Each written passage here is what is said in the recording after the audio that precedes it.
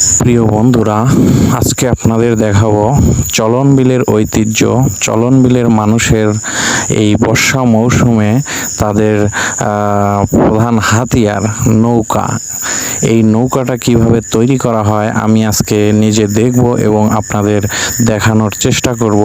আসলে এই বর্ষা মৌসুমে চলন বিলের মানুষের নির্ভরযোগ্য এবং প্রধান হাতিয়ার হচ্ছে এই নৌকা। নৌকা ছাড়া কিন্তু তাদের জীবন থমকে যায়। তারা ইচ্ছে করলে এক জায়গা থেকে আরেক জায়গায় যেতে পারে না, প্রধান সমস্যা।